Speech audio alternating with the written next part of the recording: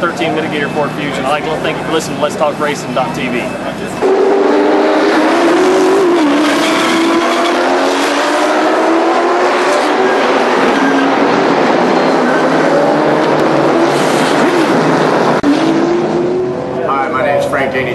Driver of the number 5 Kiker Motorsports Camry. Welcome to Let's Talk Racing TV.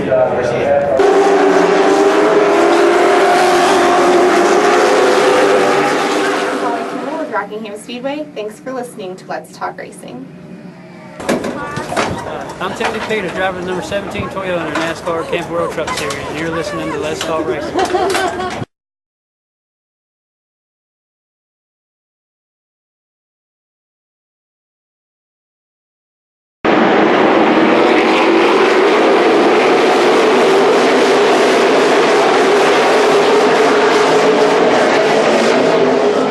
Hey guys, I'm Daytona 500 winner Trevor Bain, and thank you for watching Let's Talk Racing.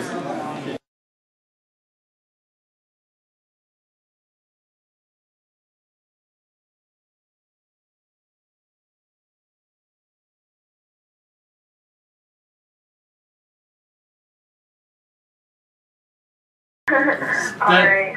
I'd like to welcome everybody to Let's Talk Racing. We're talking with Older Than Dirt Jack Dodson and Scott Allen, the young puppy on the thing out here, and me, I'm Roger Brehm. And we have Taylor Ferns already on the line with us. How you doing today, Taylor? Good, how are you? Thanks for having me. You can tell how we are. Yeah. We're not wrapped too tight tonight, that's for sure. Well, tell us all about the Chili Bowl. Now, I saw you on the show the other day of the Chili Bowl. Tell us how things went for you.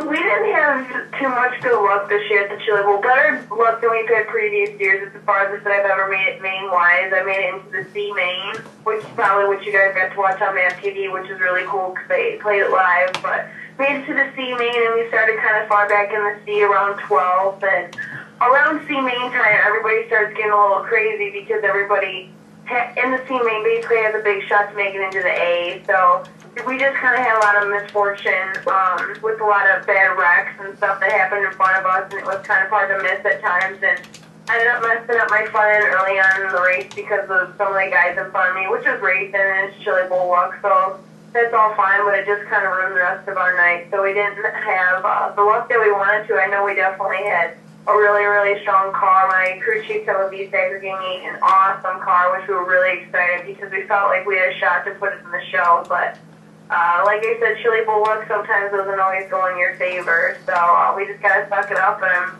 really excited for the upcoming season. So are you going to be running the sprint cars during the season too? Well, for this season, as of right now, I'm supposed to be running the full U-segmented schedule, pavement and dirt, and then I'm racing the full U-seg Silver Crown schedule, pavement and dirt as well, and then we're working on sponsorship right now, maybe to do some more ARCA stuff, but a lot of stuff is just kind of up in the air right now, but for sure I'm doing the full U-seg schedule with all my U-seg stuff. So you're still under contract with Venturini, right, for their program?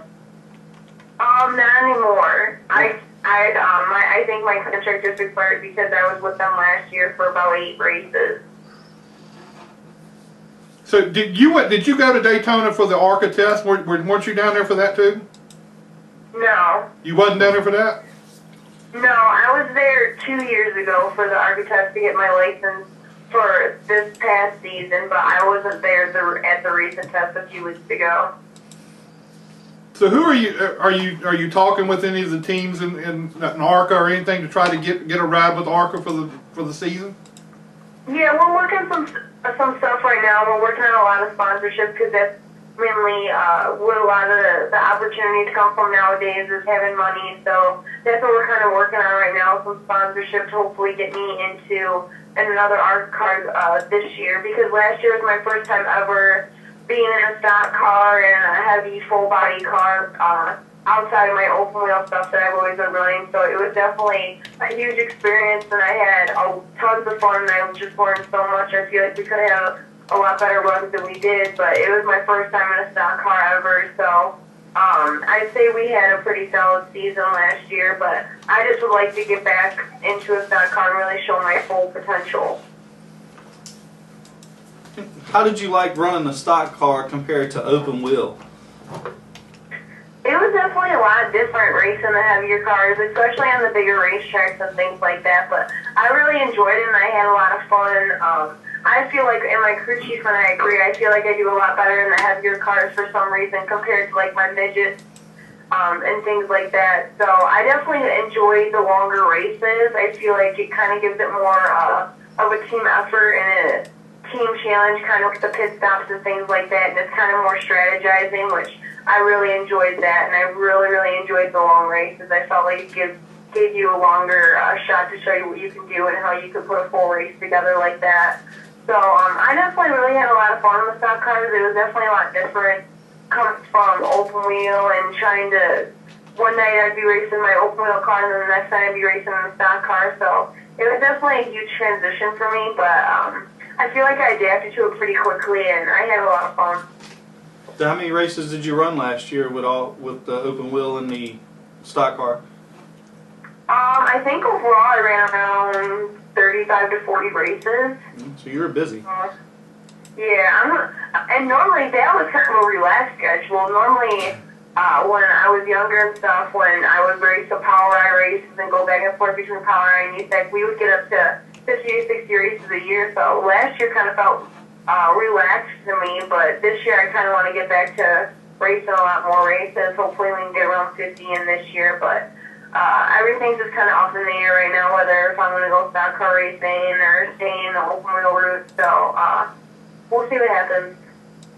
What's it like when you go out to the Chili Bowl and you're there and you got people like Tony Stewart and Casey Kane? I know he was there and all those guys. What's it like being around them and having to race with them?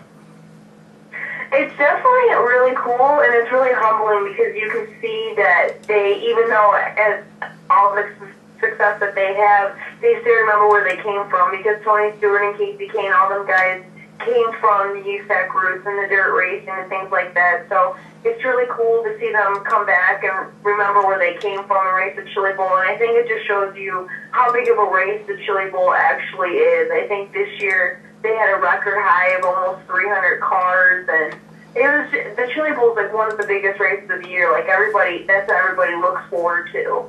So I think it just shows you how humble they are as racers and as people, and it just really shows you how big of a deal the Chili Bowl is and what people think of it, because it's definitely looked at as one of the our top race of the season. So I think it's really cool, and you get to race with some of the NASCAR guys. So it's just really cool experience. Do you have an opportunity like that when you're out there with those guys? Do you have an opportunity to try to pick their brains, so to speak, to go around and talk to them and find out things that they're doing and things that may be able to help you? Yeah, well, I'm definitely one of the more shy ones, so I just kind of stick to my trailer, but anytime you get to, sometimes a lot of them, if you have a good run or something, they'll come up to you and say something or things like that. So I know a lot of people have the chance to go up and talk to them about things, but they're also there's a lot of security around them, and they're kind of blocked off a lot too, so it's kind of hard to get to them and kind of have a full conversation with them. But I think it's just cool in general that they're at the race and they're showing their respect to all the other open wheel races that are kind of going through the ranks like they were. So it's just kind of a humbling experience to see that happen. So do you when is your next race? As of right now, my first race of the season is April 6th in a Silver Crown car at Terre Haute. So do you have all your sponsorship and everything already lined up and ready to go for the year? Well, we're still working on sponsorship right now to do some ARCA stuff. No, I'm talking about in your midget stuff. Yeah, well, all my midget stuff and open wheel stuff is kind of a family team. So, and then we have local sponsors like FK Roddens. They help us out a lot. Indy Race Parts, a local sponsor that lives by me, Lansing Sanitary Supply, just like little companies like that help us out as much as they can, but it's definitely not enough that we can go race stock car right now. So that's what we're looking on sponsorship for. So yeah, like I said, just the USAC stuff that I race is kind of little help here and there. Simpson Race Fires helps me out a lot too, but that's a family funded deal. So we're working on sponsorship to go to the next level with the stock car stuff. So. Now, in the K&N stuff, did you have somebody, a veteran of the sport, that you could go talk to and ask questions? Well, I never did the K&N East deal. ARCA. Okay. Sorry. But in the ARCA series, did you have somebody that you could go talk to and ask questions about some of the tracks? Because I'm sure a lot of those places you hadn't been before. Yeah, there was definitely, especially being associated with the Venturini team, there was definitely a lot of people that would be around to help guide you. I know my teammates that have been there before at the Venturini side would help me. Big Bill and Billy would always help you out, and we would watch a lot of dartfish, and my crew chief was really cool, and he's been to all the tracks before, so he would kind of talk me through things, and we would just always kind of strategize before we would go out to the race and what our plan was and what we were going to do pit stop wise. So there's definitely being associated with such a prestigious team like the Venturinis was really cool, just because there was so many people around that were there to help you, especially since it was my first time in a stock car.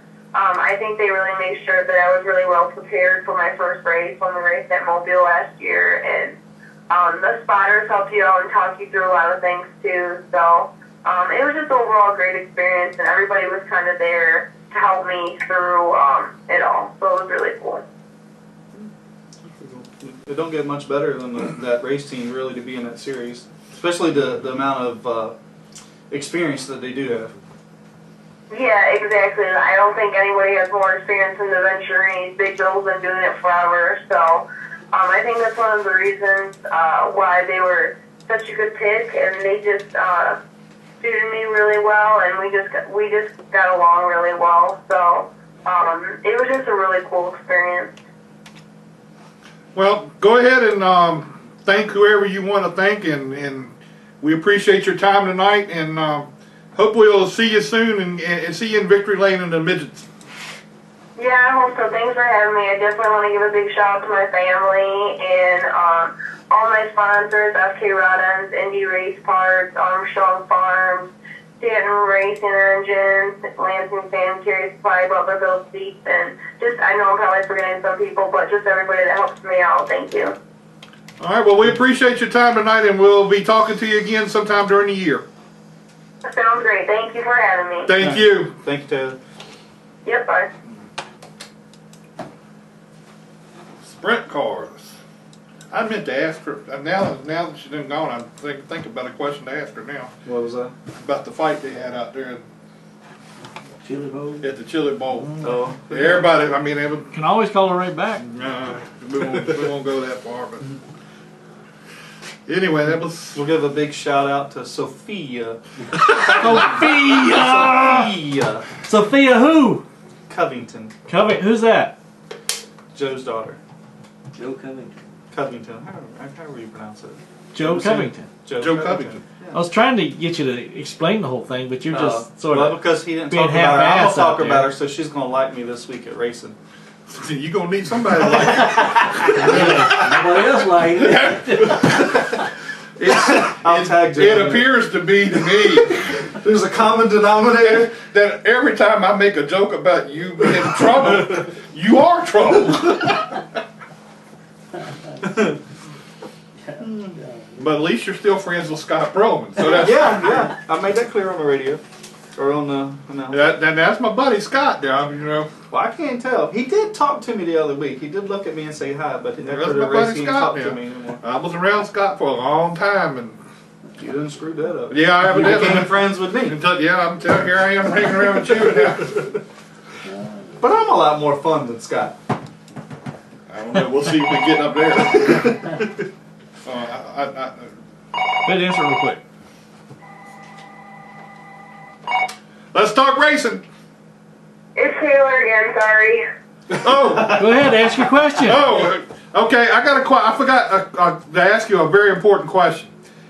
At the Chili Bowl, there was a big disturbance in the pit area. Disturbance? Were you involved in that? Were you around that? After the Chili Bowl? Yeah, it was sometime during that week. I think there was a big fight in the pit area. Yeah, that was funny because I just finished my race, and my teammate Caleb Armstrong was getting ready to go out for a towel laps, and we were all up watching the screen, and we saw something happen between Shane Cotto and Brad Kuhn for the last transfer spot into the show, and Shane obviously wrecked really bad or something and got out of the car and ran up through the ramp, and it was just the craziest thing because everybody in the pits knew what was going on, so as soon as they saw Shane Cottle, everybody just started following him. So it was kind of like a parade through the Chili Bowl of everybody following Shane Cottle to get to Brad Kuhn, and there was just a huge fight that broke out, and I believe that somebody taped it and put it on YouTube, so...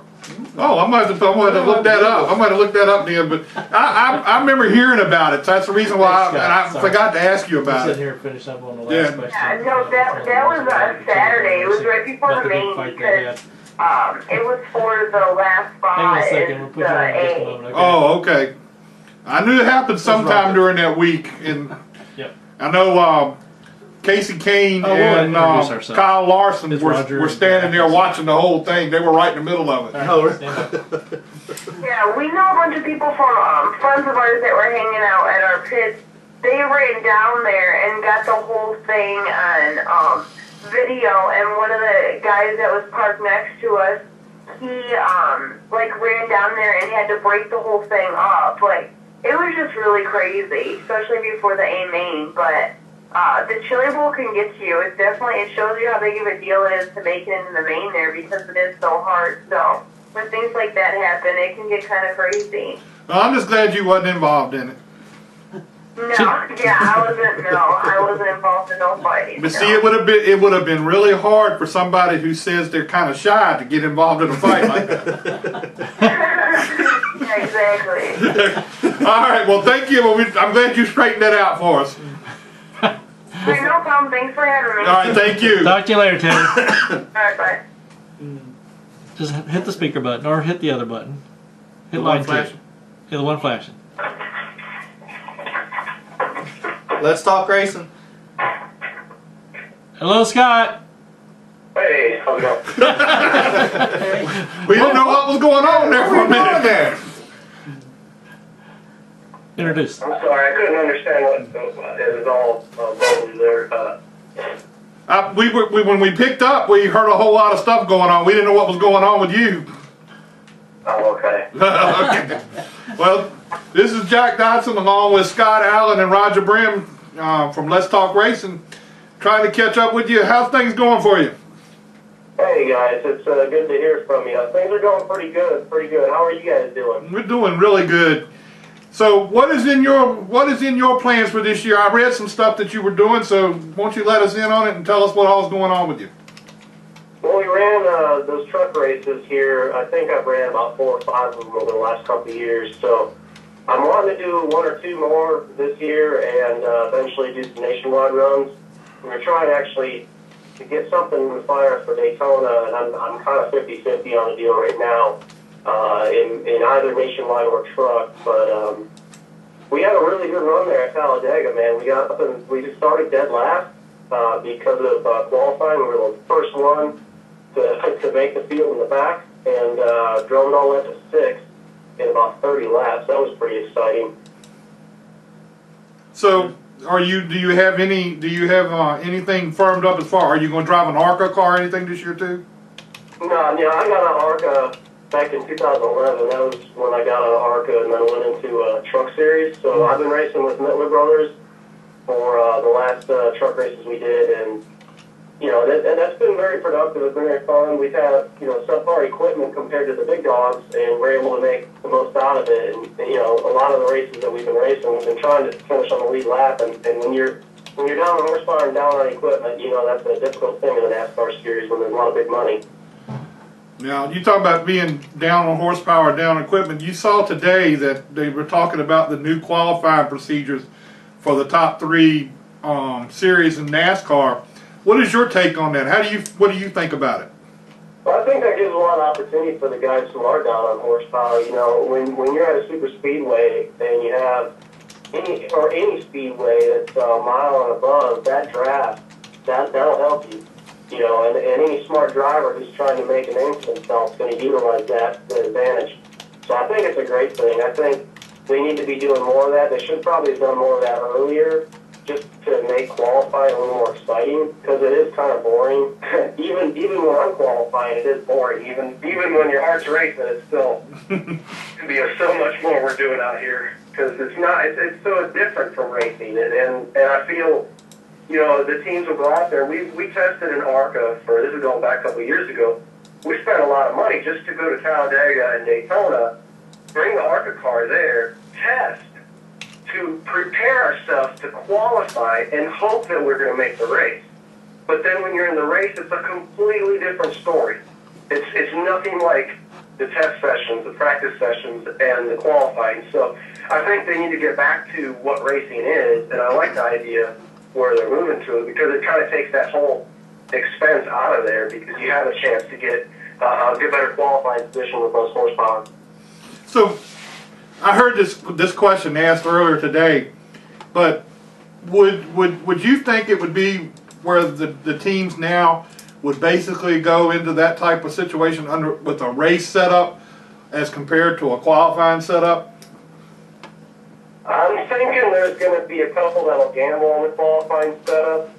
You know, you can get good 2 laps out of these things, and then it'll start to degrade your horsepower because of the temperatures. I don't know if you guys are familiar, but a lot of times you'll see qualifying, like at Daytona or Talladega, some of the tough guys will even run their 2 laps down low just so it doesn't get up to temperature too quick. Mm-hmm. And there's an advantage to that by having a low temperature in the motor and no oil. It doesn't degrade the horsepower. So, you know, some people might tape it off and try to do it, but I doubt a lot of people will go in with qualifying setup unless they're wanting to really, really be a rocket superstar or 1 lap longer, because you could really, you start bending valve and springs and doing damage like that when you get it too hot. So I don't know. Some guys might do it, some guys might not. I would go in with a race setup and just draft off the guy who's doing the qualifying setup, and then go put a full P1 position on the board.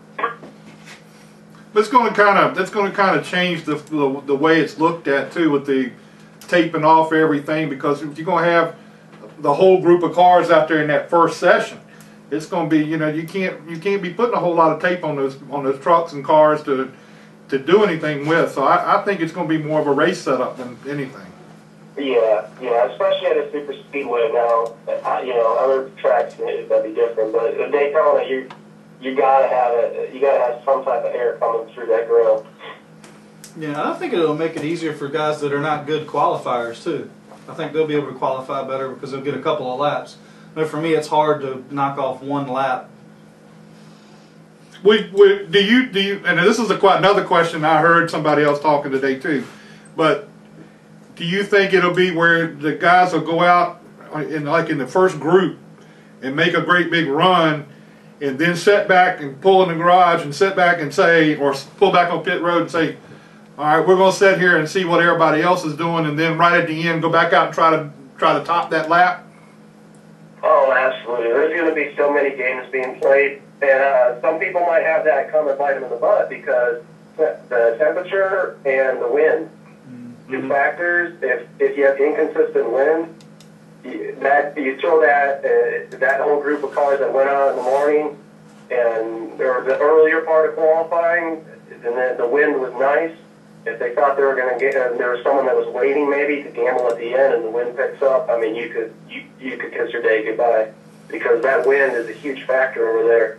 You could easily shave a 10th off just by getting a bad gust on the backstretch.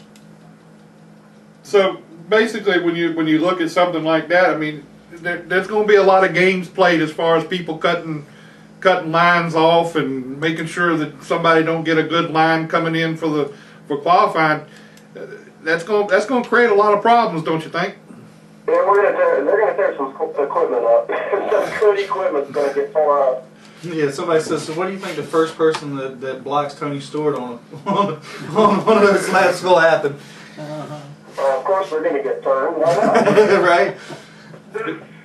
Yeah, I don't know. I mean, that's a pretty risky game when you think of it. There's going to be a lot of give and take. I'm sure they're not going to want to tear up their stuff, but there's definitely an advantage. It's kind of like looking at that last lap or having a green light checker being thrown. People aren't going to want you to come up and take their position, and because that's faster and it's going to look better on the time clock. So, yeah, there's going to be games being played off the track and on the track. Absolutely. And what I don't see is if you went out, took a couple laps, and then everybody goes out and let's say they beat your time, and then you decide to go back out to try to redo the time. You're not going to be able to cool your car down. You're not going to be able to cool the tires down. That's not going to help any, I don't think.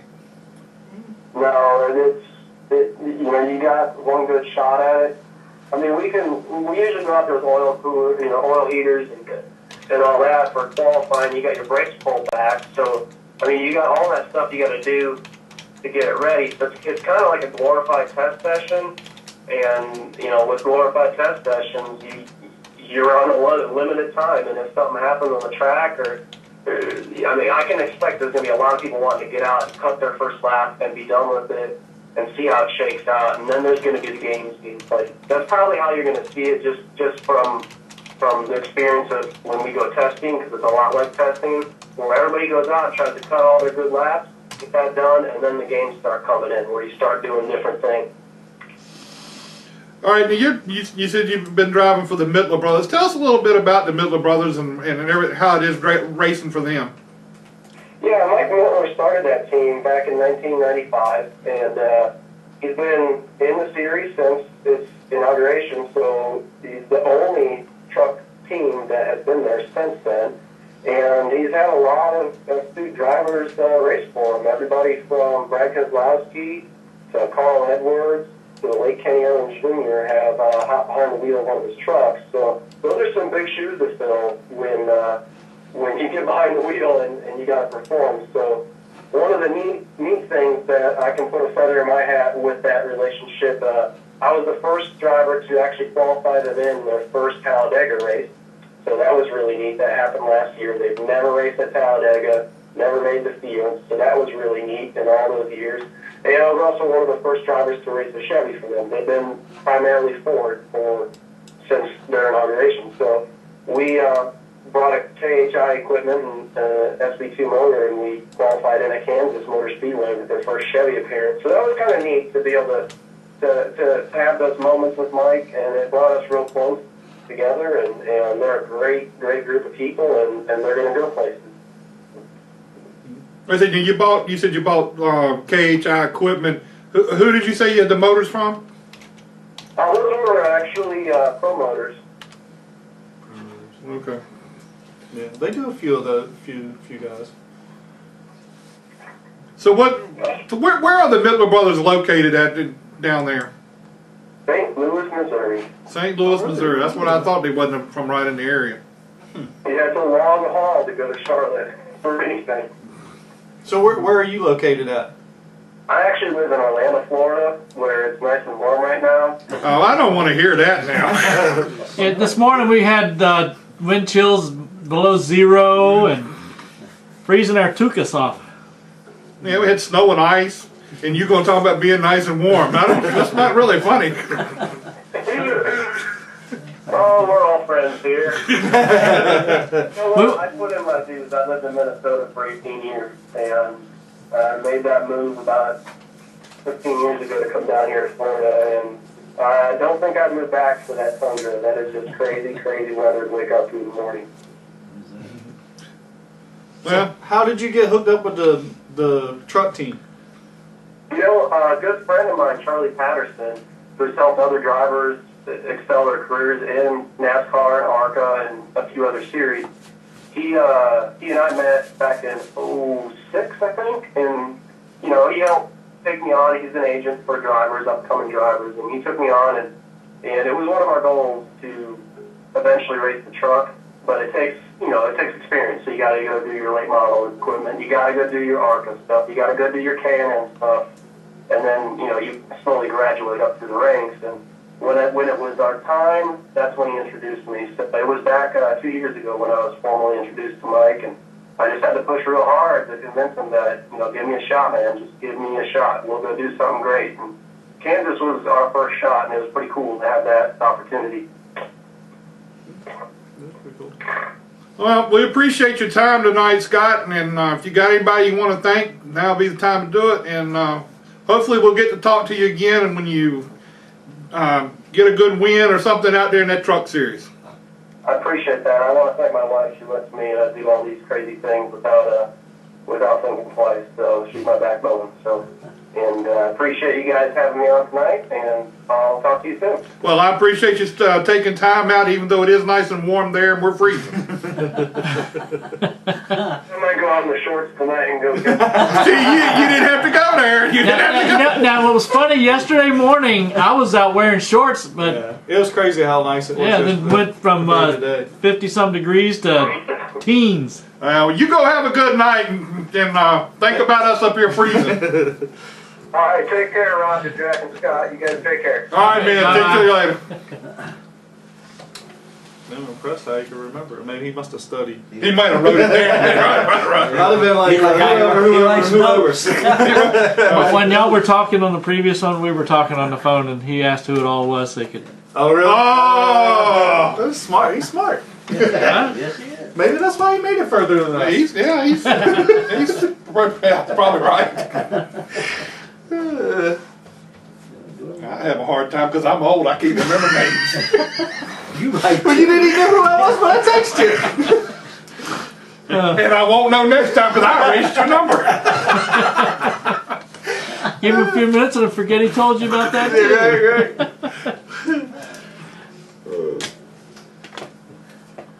I was bored this afternoon when I texted you. I had such a good laugh after that. Hey, Chris. Oh, not much except you. This is Roger with Let's Talk Racing. I'm going to put you on hold. We're going to switch over to the main line. All right, stand by. Rock and roll. Still remember how to do it? I know you're getting old, you know. I can remember. Thank you very much. Let's Talk Racing. How you doing, Chris Buescher? Oh, we're doing pretty good. How y'all? I'm doing good. This is Jack Dodson. We've got Scott Allen and Roger Brehm. I think that's who they are. They tell me I'm too old and I can't remember stuff. How's things going with you? Oh, they're going. We're starting to get prepared for Daytona here. We're getting close. We got starting to get some of our Phoenix cars through the shop at the same time. So we're prepared. We're just ready to get going. Time to go racing. So what all have you got lined up for this year? I mean, how many races are you going to run or whatever? Right now we're planning on running the full season. It's one of those deals where it's not necessarily set in stone, but as long as nothing crazy happens, and we go out there, I don't tear up a bunch of equipment, we're running solid in points, and we get a bunch of good finishes, we'll be able to finish out the year and stay in the car and run all these races. So I need to go out there and be smart. I don't need to, like I said, tear up a bunch of equipment, and we'll get to run all these things. Now, for the people who don't know your history, give us a little bit of your background, where you came from and how you got started and everything. I'm from Texas, Frostburg. It's north of Dallas-Fort Worth. Started out on motorcycles, actually, when I was about 6. Ran some motocross stuff for a couple of years. At that age, you're doing little 50s and everything. It's not that serious, but my mom told me at one point it was time for a roll cage. So when I was 9, I had to get into a bandolero, actually, and ran that around Texas. Went to the national events, won a national event. Started racing Legends cars, and when we're racing Legends, we come out to Charlotte North Speedway for the summer shootout, and we spend 3 months of the summer on the East Coast. So I spend my entire summer break out in Charlotte racing, trying to be around the right people, make good connections. And, through doing that, I was able to meet David and Ken Reagan, and they really helped me get in the door at Roush as David was just starting to work his way into a cup ride there. So, it's been a long ride. It's been good to me. Through Reagan, we got to do a bunch of ARCA racing with the Rulo brothers. Picked out of Chicago. Won the Rookie of the Year there, and the next one we won the championship. So we're trying to build on that to be able to run a full nationwide series and contend for a championship. Right now, we just need the seat time. We only got to run 7 races last year. I'm very appreciative of the opportunity. I think it went really well, and we got Ford helping out this year, along with Mr. Roush and all the guys in the shop that are letting me go out here and do this without having a sponsor lined up right away. And it's pretty good that Jack does that as far as getting the younger guys and letting them build their way up and hopefully being able to provide them something to get started with.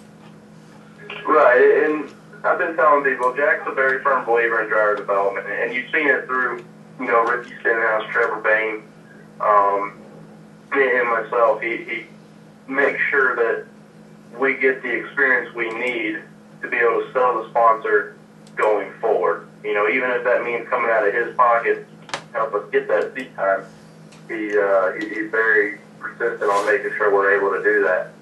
And it just helps us. You got to have the seat time to know what you're doing, and it makes it that much easier to get sponsors to come on board. How much involvement does Jack have with the teams? You see him on pit road going back and forth with the teams, but how much involvement does he have with you and your team as far as make sure everything gets done right? And he's I'd say he's as involved as ever. You always see him with a pen in his hand and a piece of paper. He's a little old school in the fact that all his notes are on paper still, and it's good to have him around though. We all enjoy him being there. He's very good at providing good insight, and he has plenty of stories to tell through his racing years. So, he's there for all our debriefing meetings, our practice meetings. Anytime that he feels it's a good time for him to be around and know what's going on, he makes sure that he can be there. Is he somebody that you can go to from time to time yourself, just you, and go to him and talk to him? Is he that accessible? Absolutely. He's very personable. He's easily approachable, especially after you know him. Going in the shop when I was real young and just started in ARCA, he actually chased me out the door one time because he didn't even know my name at the time. It was when I was just starting over there working out there. That's pretty funny. So since then, we've been able to, obviously have a lot more interactions. I'm in the shop, with the guys during the week, trying to be around as much as possible to have good connections. And, Jack's there as often as I am, just trying to, be as personable as possible and try to make sure we can run as good as possible this year. He hasn't put you to work in the shop itself, has he? Oh yeah. Oh yeah. I knew for a lot of the guys that I've talked to that went through his program, said he puts them to work in the shop too, and teaches them how to do the things that makes them work harder. Well, that was going to be my question: is how involved in the setup, and do you help work on the car, and do you get to sit in some of the team meetings and stuff? Yeah, it's definitely well known. Usually it comes when you tear up a lot of equipment. Realize how much work goes into these cars. But I was actually last year I've been working on all the ARCA stuff with the Rulo brothers as well, and I've always been in the shop working and know my way around these race cars really well.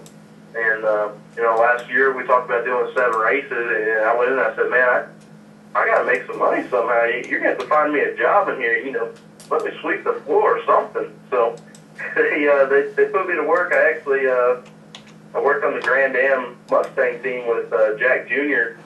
for the first month last year in January. They moved me to the carbon fiber shop. I mean, got to make the paces through the shop there, and then ended up on the 16 team. You know, putting my own interiors in for most of the year. So I'm very heavily involved. I like it that way. You know, I have a great relationship with not only my crew members, but most all the guys in the shop, and I think it's the right way to do it. When you were driving the ARCA car for the Rouleau brothers and over there with them, that's a good stepping stone to get into what you're doing now. How much help did they give you along the way, and what all did they do for you? That was huge. You know, it's our ARCA is a very good stepping stone. It's, you know, the same horsepower, if not a little more than the nationwide cars. You know, you're running a full-size 3,400-pound car. It's almost as close as you can get to the top 3 levels. And you know, you don't have that even in K&N or Camping World. It's a bias-ply tire, whereas ARCA made sure to run on radials now, and that's just, it's a completely different feel, and I think it's the best way to do it. So, you know, working with the Rouleau brothers, I got the foundation of, you know, the 3,400-pound stock cars, and, you know, got to learn it on a lot of the short tracks that they go to, a lot of places that, you know, are not perfect, do not have new surfaces, have not had new surfaces in this decade. I mean, it's a good time. I had a blast doing it, and I was glad we were able to get the championship there.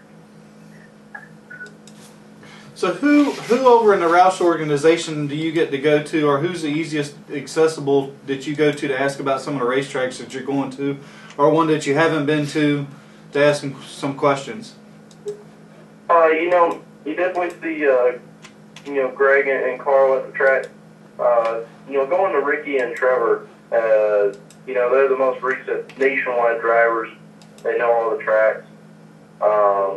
You know, you're able to go to them and get some of the little nitpicky stuff on the track that you don't know about. Fortunately, with me running as many ARCA races as I did, we were able to go to a lot of these big tracks, you know, Kansas, Chicagoland, Michigan. You know, I have experience on a lot of them. Now it's just a matter of getting used to a different style car, the splitter, you know, obviously a little different bias style, running a little different setups just because we're a little bit more limited on travel. So, it's been a good time, you know, and like I said, now I just got to get used to a little different style of race car, and it's going to take some seat time to do that. So what's been your favorite race track so far, and which one that you haven't been to do you look forward to going to? I had a great time at Bristol, which was my first race last year. It was a tough race, but it was a lot of fun. You know, coming through all the ARCA stuff, you appreciate the short track that much more. Darlington has got to be my favorite. I've run that track twice now, and it's I haven't quite cracked the top 10 yet, but we have another chance to do it this year, and it's one of those tracks that has a different personality than anywhere you will ever race, and it is just so much fun to go do. So really looking forward to that one. All right, now I'm going to ask you a halfway off the wall question, I guess. How much time do you spend with Trevor and Ricky and Danica? I had to put Danica because I know Ricky don't go nowhere without Danica. See, I got a laugh out of you. I knew that was coming. But how much time do you spend with those guys? You know, the three of y'all get together and just be, you know, hang out as teammates. You know, for me, it's a little different. In all honesty, I have not hung out with Danica and Ricky. Know where you're coming from. Okay. You know, we spend as much time as we can around each other to learn what we can at the racetrack, especially. Outside the track, you know, I'm in the shop most of the days of the week now, so you know, I stay busy trying to learn as much as I can about the Fords we're running to try and make sure I can be as good as possible going forward. So outside of the racetrack, it's a little hard for us to connect, but I'm sure as we get to know each other better this year, we'll have more opportunities to do so. Now, who is your crew chief on your program? So So we had Seth Barber last year for our part-time schedule. He has stayed with the 16 team and gone to Ryan Reed. Or Ryan Reed has come full-time to that team, I should say. Scott Graves came from Ricky's Cup Series, or Cup Car, and he's going to be our full-time crew chief on the 60 this year. Well, he's got a lot of experience, so he'll be a good guy to be working with. Yeah. Right, and that's what we're looking forward to. He's got a little bit of a fresh insight on the nationwide side. Being he's seen a lot of the Cup stuff, and not that our Cup and nationwide teams are disconnected by any means, but he may know a couple of things that some of the others might not know as quickly as he does. So I think he brings some fresh sight to it, and hopefully it'll work out. We'll see it as we go through Phoenix and Fontana here. Then who's going to be your spotter? Do you get to pick out who your spotter is, or is it somebody that they put you with or pair you up with? We're Ricky Stenhouse got a new spotter this year. We affectionately refer to him as Herm. And he is also going to spot the 60 nationwide car for us. So I believe he came from Martin Truex's Cup car from last year. You talking about Mike Herman Jr.? Yeah, that'd be him. Okay, I was wondering where did Herm come from. So he's going to be with Ricky this year? He's going to be doing Ricky's stuff and our stuff. Okay, well I'm going to have to get on him. He ain't told me nothing about that. Oh, so you know him? Oh, I know him, and I know his girlfriend really well too, Kelly. You know her, right? I have not met her. We actually just met down in Daytona, so obviously that's the way to get to any of us, just as a girlfriend. Right. Jack, Evidently, I'm the one who knows all the girlfriend things. I knew I liked you for some reason. Hey, all us old guys, we get the girls. I'm gonna tell you, they figure we're safe. No, I didn't know that Mike had moved over there because I've talked to him several times. And matter of fact, I've talked to him already once this week already, but it never even came up that he was over there. And he has a lot of experience. I mean, that's a pretty good guy to have on in your ear. Yeah, that's why I think he did the tone test for us, and it went really smoothly. So I think it'll work very well. I think he's one of those guys. If you mess up, he'll let you know too. He can tell you some stuff too. We gotta get. Now, you got any dirt for him that I'm not going to do that because I'm trying to work on him with some stuff too. So you're going to be nice to him. I'm going to be nice to Herm. So. Hey, Chris, what's your tie-in with David Reagan? I keep seeing pictures of you with him. So, like I said, when I started coming out to Charlotte during the summers, racing Legends cars, David's dad was running 600 racing at the time, so I actually ended up in his office due to getting black tape. Right. That's a little beside the point. I got to know him meeting and going forward. At the time, I was well over 13. I don't remember exactly. And David was just starting to break into Roush and doing the part-time truck series with Martin, and then getting ready to step into the 6 car. So he actually had an ARCA car he was working on, for 1 or 2 races while we were working on our Legends cars at the same shop. And got to know him and his family really well. I actually moved in with Ken and Beverly and Adam Reagan when I moved to Charlotte when I was 15.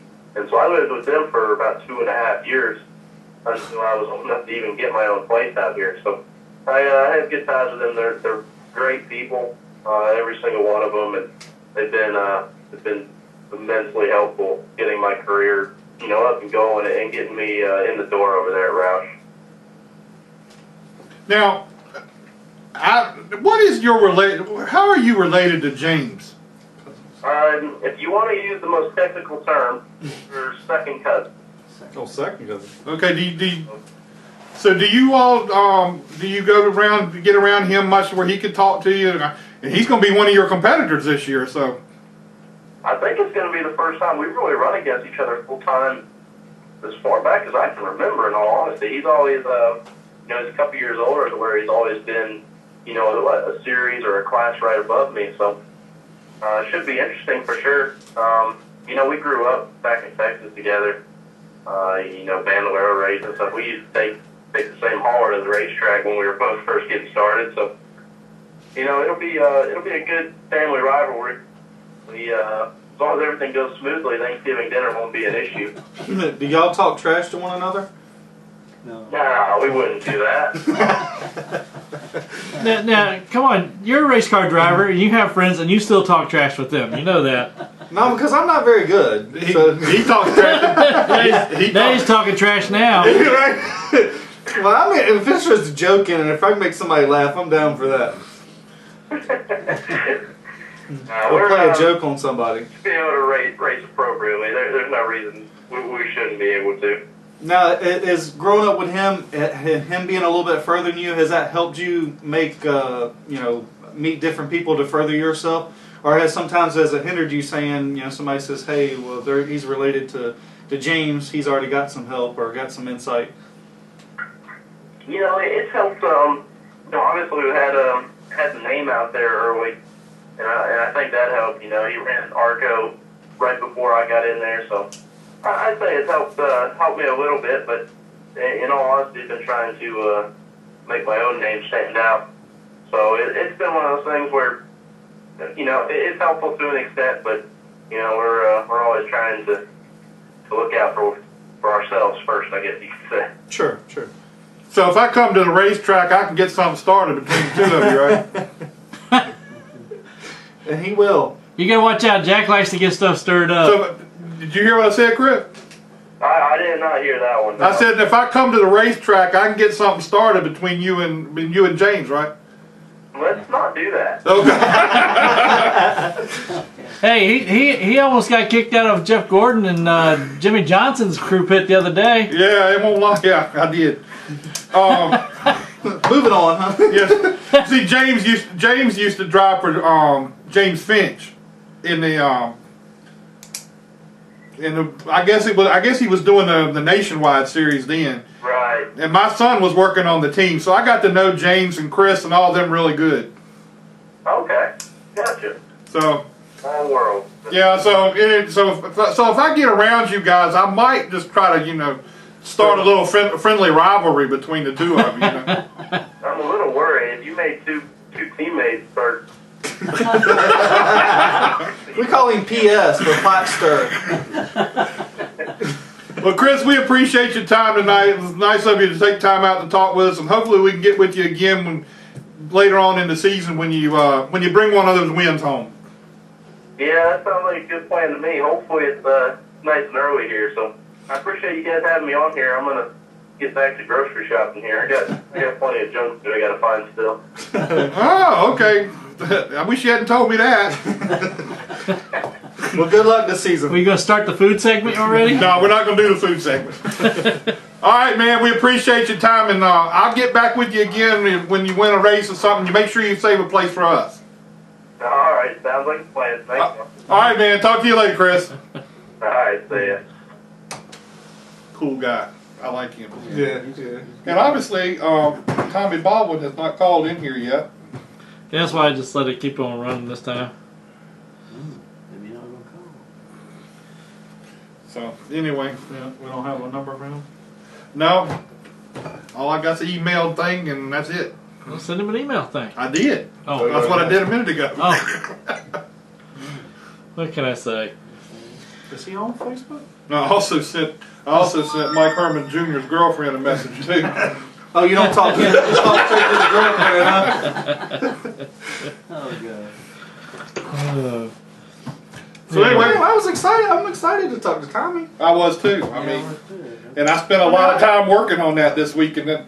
Yeah, I mean, I respect what he did and how he started the team and so forth. So I mean, I was really excited about. I've known him for a long time. Having Non-livers.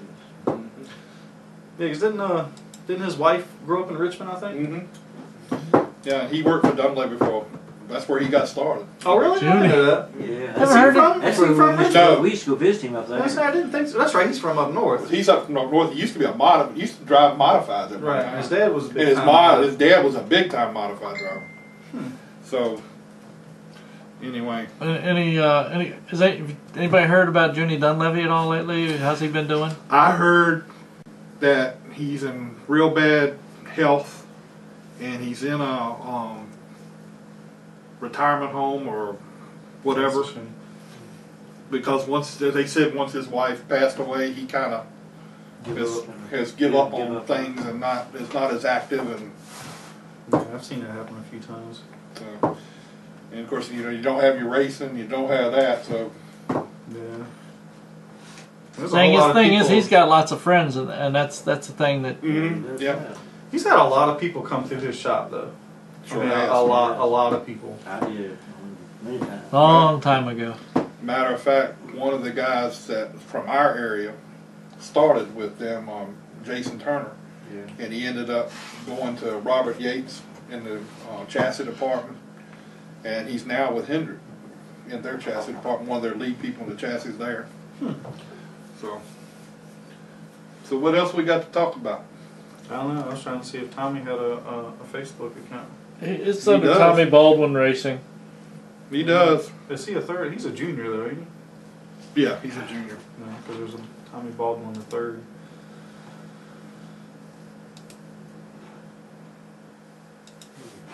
So what's the deal with the qualifying? I didn't quite. Well, you're familiar with how they do the qualifying in Formula One, right? No, I don't really watch Formula One. It comes on too early for They me. get out there and pretty much everybody starts getting on the track and they run fast times. And Right, but this is supposed to be what, like, they got stages of it, so it's a little. Well, that's what it is. With the Formula One, they all come out. They don't all have to come out at one time, but they have a certain amount of time that they've got to go out there and run fast laps.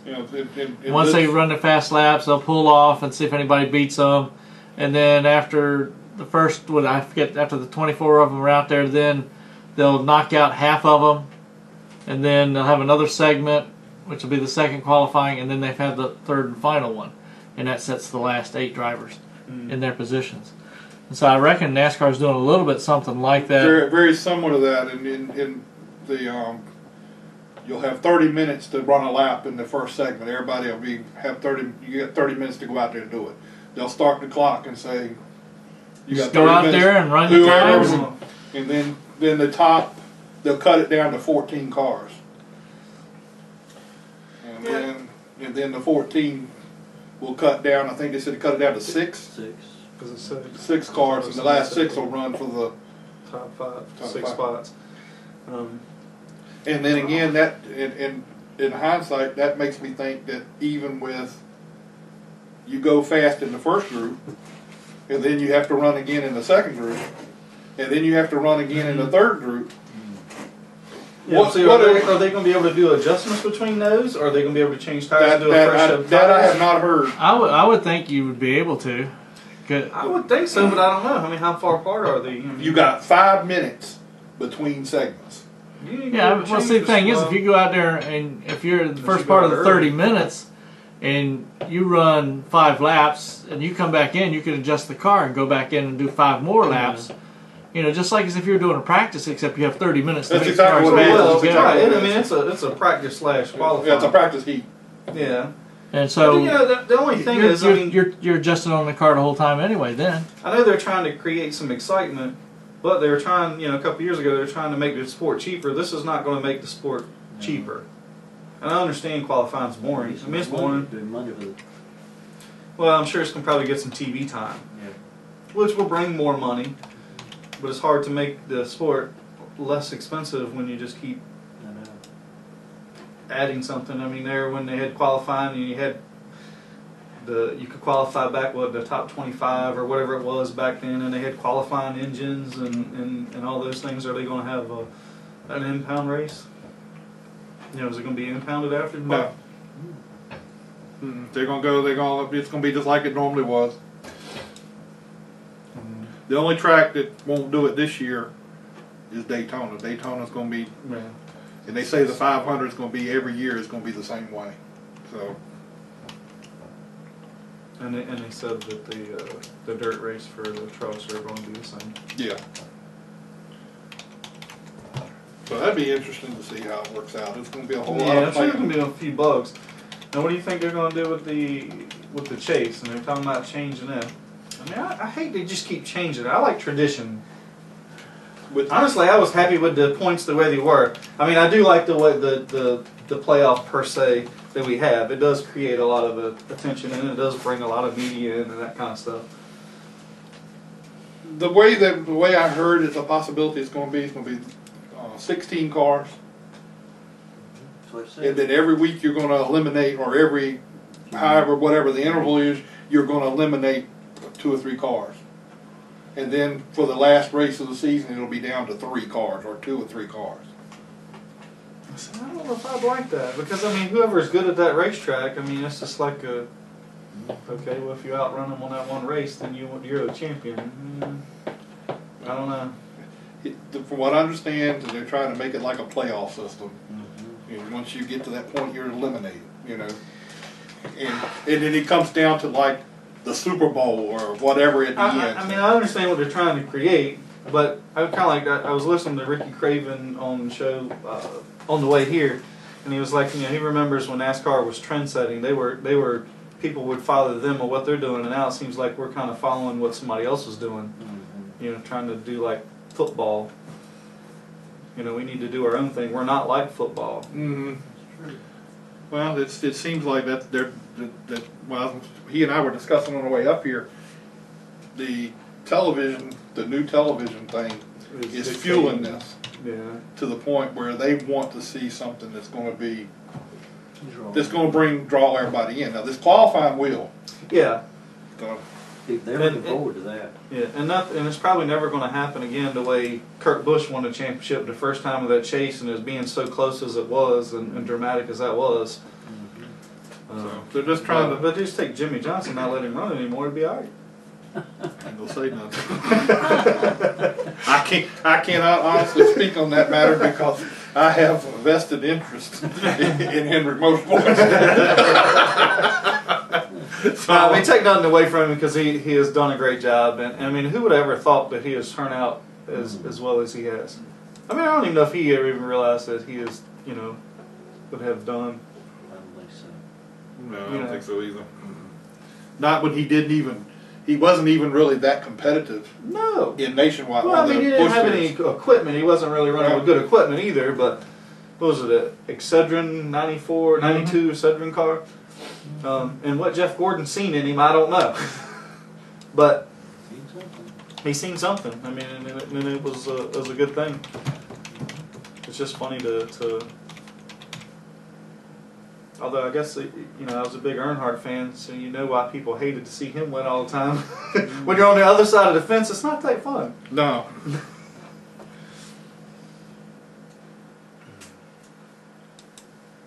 I'm talking to his girlfriend now. I hope you're being nice. Been trying to get Caitlin Vinci when she's back up in this area to swing by. Oh, yeah? Who else was we were talking to that was driving back? What did CJ we were talking to about having him stop by sometime? He's got a new deal going on too. Oh. CJ Faison. Oh, I didn't know you had a new. Yeah, he's got a ride. He's going to be driving for somebody as well as his other stuff. I have to go back and say, his family's car auction place is like right down the street from Dover. I was looking up because I was curious how close they were.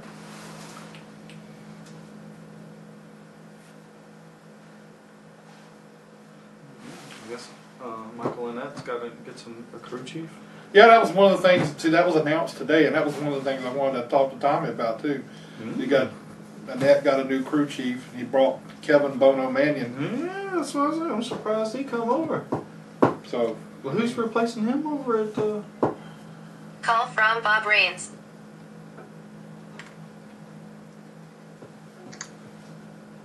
I don't know who's going over there as the crew chief on those cars. I forgot. Did they say something at the end that he was leaving? Bono was leaving? No, I think that was something that happened during the off season. Anyway, CJ, he's going to be doing some racing for Vemino Racing in the Winter Nationals. What the heck is that? This February. East Bay Winter Nationals. Oh, so he's going to be running down during the Speed Week races down through the south that they do down there. I reckon. East Bay is over near Tampa. The Tulsa Modified Light Series. It's a 4-day event, February 5th through the 8th. CJ is apparently the 2007 Winter National Champion there. So, might have to get a hold of him, throw him back on here again. Well, shall we give up on Tommy or wait a couple more minutes? We'll give up on him tonight, and I'll hit him again tomorrow and find out what's going on. Because anyway, I ain't gonna say nothing. You don't have a vested interest over there. No, I don't have a vested interest in Tommy Baldwin racing. But I mean, well, never mind. Well, you might want him again, so we can't. Yeah, I know, and I like the guy, so I can't say. Oh yeah, I mean, I really certainly respect what he's done. I tell you what, Derek Nealon has been going crazy on Facebook. He's just posting all over the thing. Is Brian Scott's getting married. Yeah, they're up there for the wedding and all this other stuff. Yeah, I think he's up in Idaho, isn't he? Yeah, they're in the mountains up there. They were doing all kinds of stuff. Which part of Idaho? Because I used to live up there. I don't know, but they were in a helicopter and doing all kinds of stuff. Yeah, because he just put some stuff on there about doing some tubing, and I used to know some really cool places doing tubing. You get going so fast that it actually comes up to the street or the highway, and you can actually shoot the highway. I'll pass. Spread your legs, kiss your ass goodbye. You get going too fast because it's going to hurt when you come down. I just asked Mike Herman Jr.'s girlfriend. I said, "Oh, and by the way, I just talked to Buescher, and you didn't have no news to tell me." You got a response? Yeah, she got one back. She said, "Oh yeah, he'll be spotting for Buescher in his house." We already know. Tell her that's old news. What happened to you? I mean, what about the Ganassi deal with her dropping the Earnhardt? I mean, is she just completely out of that? Well, she was never really part of that. She was just using the name. They were using the name, and initially they were using the facilities and everything. Right. Yeah, I know. In the beginning, now they moved out there. Oh, God, I have to do it afterwards, I reckon.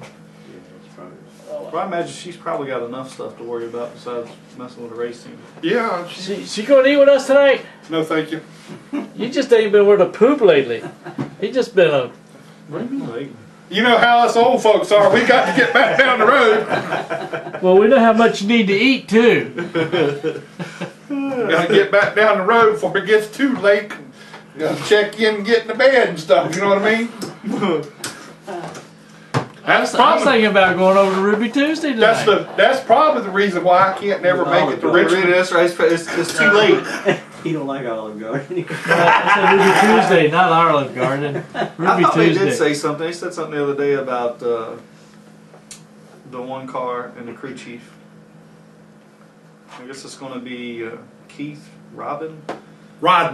Keith Rodden. Yeah, he came from the 5 car. Yeah, he was the car chief or engineer on the 5. Yeah. Something like that. Yeah. I thought I remember something. Yeah, he was the lead engineer on the 5.